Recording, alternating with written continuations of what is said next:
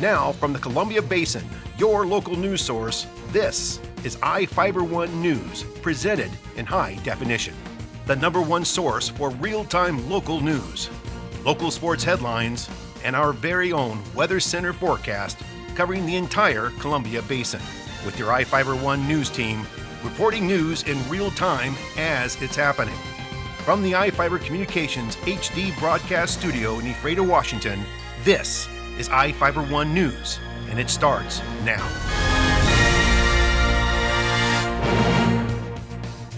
Welcome to iFIBER 1 News. I'm Alan Troop, reporting news from around the Columbia Basin for Tuesday, November 26th.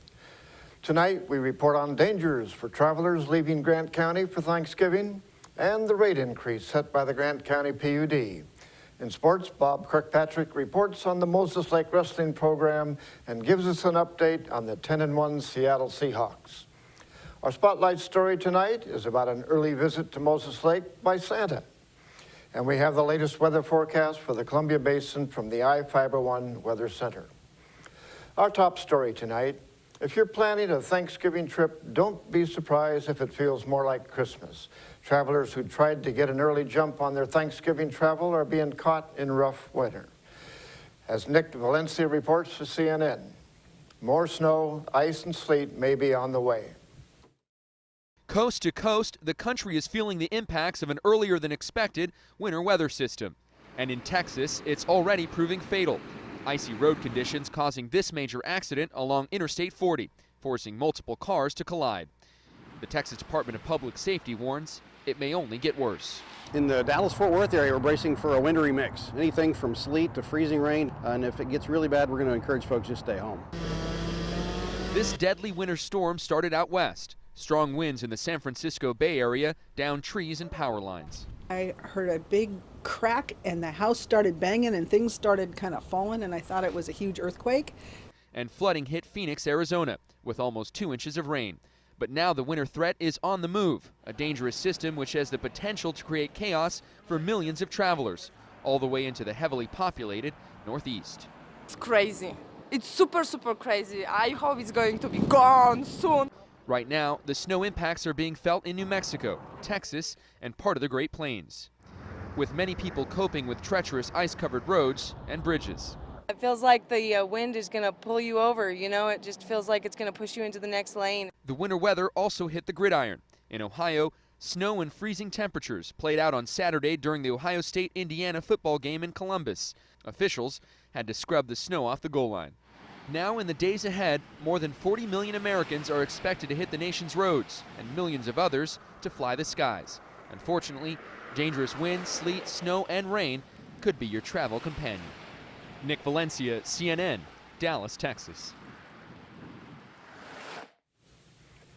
Most Grant County residents will see a 2.5% increase in their power rates next year. The Grant County PUD commissioners agreed to set a rate of increases aimed at increasing the utilities revenue by 2%. PUD spokesman Tom Stredwick said the increase in revenue is necessary to pay for a series of projects to improve the transmission system and projects related to the federal license to operate the dams. They include about $10 million for recreation improvements, $20 million for a new Wanapum Heritage Center, and $28 million for a salmon bypass at the Priest Rapids Dam, and $16 million for the Priest Rapids Hatchery. The majority of users will see a 2.5% increase, with the exception of large industrial customers who will see a 1% increase. The Quincy City Council has added another member. This one represents the city's student population. Here with the story is Cameron Probert. Quincy welcomed its first student representative this month.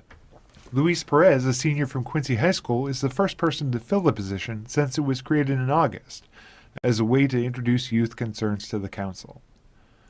The student will attend city council meetings and can participate in discussions and provide a report at the end of the meeting.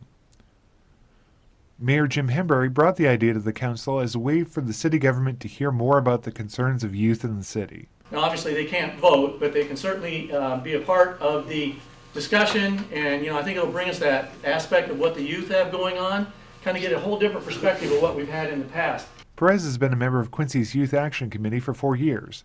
He applied for the position to learn more about how the city operates.